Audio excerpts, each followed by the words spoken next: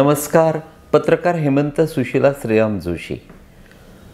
ज्या विषयाला महाराष्ट्रात किंवा अगदी आत्तापर्यंत संपूर्ण हिंदुस्थानात फारसं महत्त्व दिल्या गेलं नाही, त्या विषयाला विशेषतः राष्ट्रीय स्वयंसेवक संघानं आणि त्यानंतर अर्थातच केंद्रातल्या सत्तेत असलेल्या भारतीय जनता पक्षानं उचलून धरलं आणि तो विषय आहे पर्यटनाचा.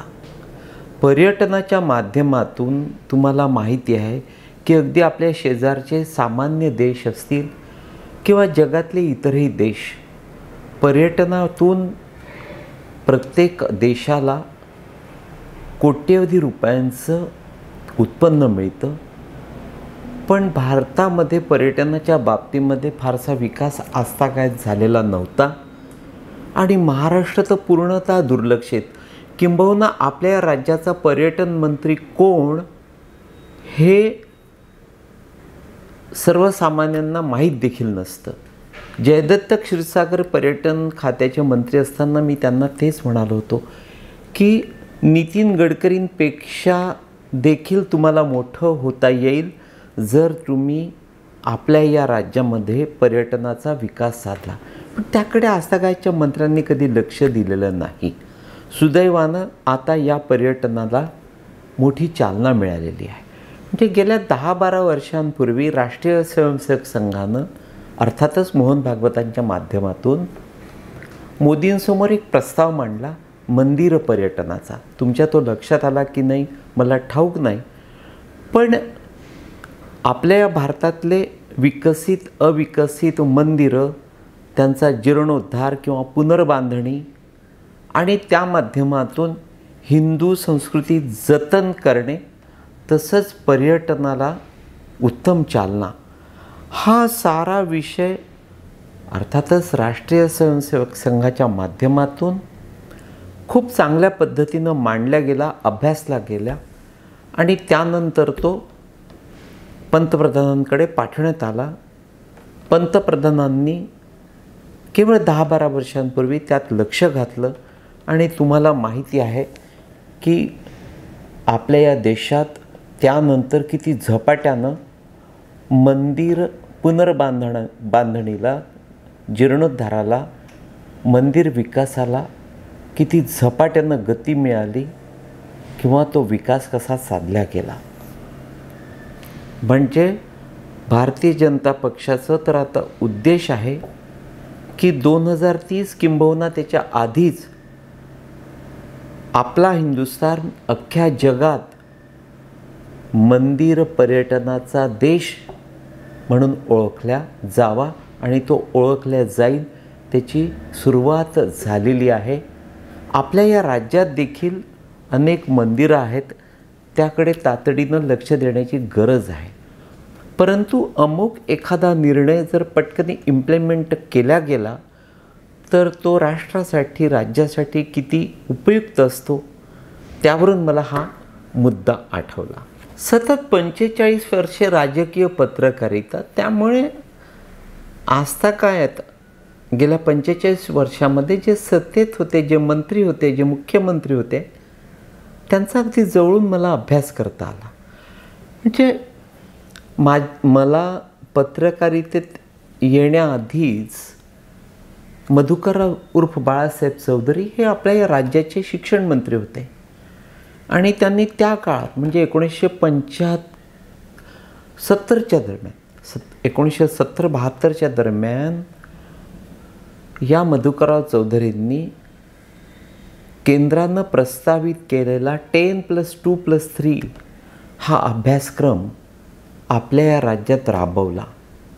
पण 10+2+3 हा अभ्यासक्रम राबवण्यापूर्वी राज्यातल्या शिक्षणाची अतिशय दयनीय अवस्था होती. राज्यातले विशेषतः जे दक्षिणेकडले स्टेट्स आहे त्या भागातले विद्यार्थी कम्पेअर टू मराठी, आपण मराठी त्यात फारच कमी पडत असू. जागतिक स्तरावर देखील आपल्याला स्थान नसायचं. परदेशात प्रवेश घेण्यासाठी मोठ्या अडचणी निर्माण व्हायच्या. आपलं अडाणीपण किंवा अज्ञानी वृत्ती दिसून यायची. पण मधुकरराव चौधरींनी तो बदल घडवून आणला. ती क्रांती, शिक्षणातली ती क्रांती घडवून आणली. त्यानंतर अर्थातच नितीन गडकरी, आधीचे रस्ते, आणि त्यानंतर गडकरींनी आपल्या या राज्याचा बांधकाम खात्याचा मंत्री म्हणून रस्ते आणि पूल बांधण्यामध्ये केलेला आमूलाग्र बदल, केलेली क्रांती अचंबित करणारी होती. संपूर्ण देशाला त्याची दखल घ्यावी लागली. आणि अर्थातच भारतीय जनता पक्षाचं राज्य आल्यानंतर केवळ गडकरींच्या माध्यमातून मोदींनी अख्ख्या देशाचा रस्ते आणि पुलांचा विकास घडवून आणला, क्रांती घडवून आणली. मित्रांनो, आणखी एक नाव कदाचित तुमच्या विस्मरणात गेलं असेल, पण ते होते R.R. पाटील. R.R. आबा आपल्या या राज्याचे ग्रामविकास खात्याचे मंत्री होते. मला तेच कळते की या पद्धतीचे मंत्री वारंवार का जन्माला येत नाहीत. म्हणजे नाही म्हणायला, ग्रामविकास खात्याचा विकास यावेळी गिरीश महाजनांनी उत्तम साधला, पण R.R. पाटील त्या पलीकडे होते. त्यांनी त्या ग्रामविकास खात्यात क्रांती आणली, आमूलाग्र बदल केला. म्हणजे अण्णा हजारे जे जे सुचवायचे ग्रामविकासासाठी, आपल्या या राज्यातले जे जे तज्ज्ञ त्यांना जे सांगायचे, त्या साऱ्या गोष्टी R.R. पाटलांनी ग्रामस्थांकडून घडवून आणल्या. आणि त्यासाठी त्यावेळेचं शासन या ग्रामस्थांच्या प्रत्येक खेड्याच्या पाठीशी उभं राहिलं. अनेक आदर्श खेडी त्यातून जन्माला आली. मित्रांनो, या पद्धतीचा विकास त्या वेळेच्या त्या खात्याच्या मंत्र्यांनी करणं गरजेचं आहे. आणि मला असं वाटतं की विकास साधून देखील पैसा खायला मिळतो. मला ते उदाहरण या ठिकाणी द्यायचं नाही, परंतु केवळ ओरबडायचं, मिळालेला पैसा केवळ खतम करून टाकायचा, उडवायचा, स्वतःवर उडवायचा, केवळ व्यक्तिगत श्रीमंत व्हायचं, आपल्या चेल्या चपाट्यांना, दलालांना मोठं करायचं, हा प्रकारच मुळात अतिशय किळसवाणा आहे.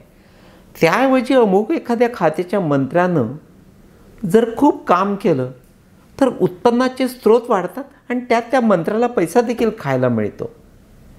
पण हे क्वचित घडतं, त्याचं मनापासून वाईट वाटतं. एक कपोकल्पित किस्सा सांगतो. माझ्या शेजारी एक पूर्वी जल्पा नावाची तरुण सुंदर आंटी राहायची. आमचा तिचा घरोबा होता. आणि संध्याकाळी मी घरी आल्यानंतर ज्या पद्धतीनं भांडी घासत असे ते बघून तिला आश्चर्य वाटायचं, वाईटही वाटायचं.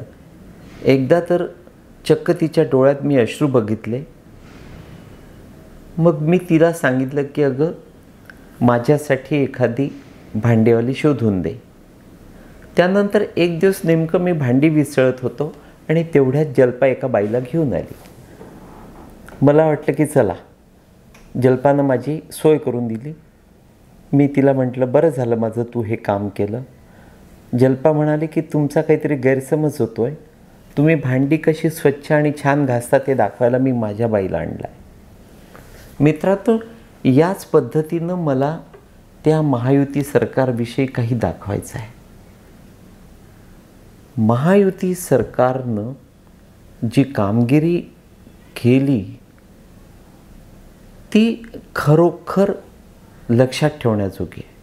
म्हणजे मला तेच सांगायचं आहे की बाळासाहेब चौधरी, नितीन गडकरी, R.R. पाटील हे ज्या पद्धतीनं त्यांच्या त्या खात्यासाठी त्यावेळी काम करून गेले आहेत, कामगिरी करून गेले आहेत, त्या पद्धतीनं यावेळच्या सरकारनं अख्ख्या खात्यांमध्ये विविध विषयांमध्ये जी प्रगती साधली, जे निर्णय घेतले, जे निर्णय अंमलात आणले ते कौतुकास्पद आहेत. अत्यंत महत्त्वाचा मुद्दा मला त्या फडणवीसांबद्दल सांगायचा आहे की नरेंद्र मोदींविषयी फारसं बोलणं मी टाळतो, पण त्यांचे अनेक प्रसंग मला माहिती आहेत. मोदी यांच्यावर विशेषतः हिंदू मुस्लिम दंगलीनंतर फार कठीण असे प्रसंग उद्भवले होते. म्हणजे मोदी संपले असं जो तो त्या गुजरातमध्ये सांगायचा. पण त्यानंतर पुन्हा मोदी ज्या पद्धतीने उभे राहिले आणि जगमान्य झाले, मित्रांनो, आपल्या या राज्यामध्ये फडणवीसांच्या वागण्याची, काम करण्याची किंवा विचार करण्याची जी पद्धत आहे ना, त्यातून मला अनेकदा ते त्यावेळेचे मोदी आठवतात. एनिवे, अत्यंत महत्त्वाचा मुद्दा काय की यावेळी जे निर्णय या केवळ 2.5 वर्षामध्ये एकनाथ शिंदे आणि सरकारनं घेतले, फडणवीसांचा तो जर काळ वगळला ना 5 वर्षांचा, तर त्यानंतर आजतागायत कुठलंही असं सरकार मी बघितलं नाही की ज्यांनी या पद्धतीचे झटपट निर्णय घेतले. असं कुठलंही क्षेत्र नाही की त्यांनी निर्णय केवळ कागदावर उतरवून ठेवले. म्हणजे याच फडणवीस, अजितदादा आणि एकनाथ शिंदेंना एक दिवस एकत्र गप्पा मारत असताना टोल माफीचा विषय डोक्यात आला. लगेच ते कामाला लागले आणि पुढल्या 8 दिवसांमध्ये टोल माफी करून मोकळे झाले. फार मोठा दिलासा विशेषतः मुंबई बाहेर किंवा मुंबईत येणाऱ्या जाणाऱ्यांना त्यातून मिळाला.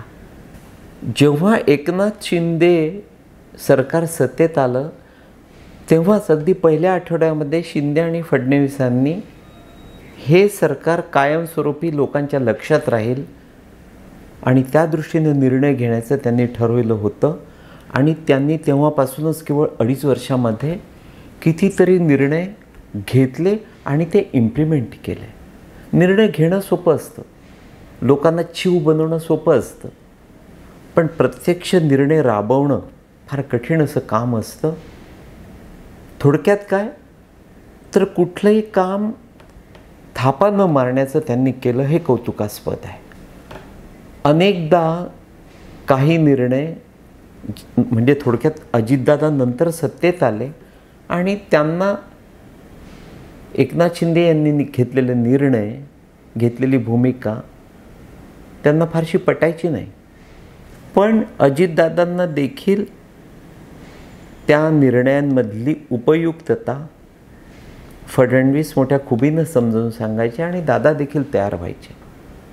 कित्येकांना वाटलं किंवा अनेकांनी त्या पद्धतीच्या कंड्या पिकवल्या की अजितदादा आणि एकनाथ शिंदे यांच्यात फारसं सख्य नाही, पण ते घडलं नाही. त्या तिघांमध्ये एकाच वेळी ही सर्कस त्या तिघांनीही अतिशय उत्तमरित्या चालवली.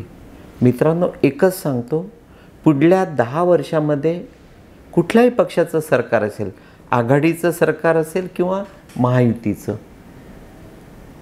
येणाऱ्या 10 वर्षाच्या सरकारला यापुढे फक्त आणि फक्त एकनाथ शिंदे सरकारनं जे निर्णय घेतले ते इम्प्लिमेंट करायचे आहेत, ते राबवायचे आहेत.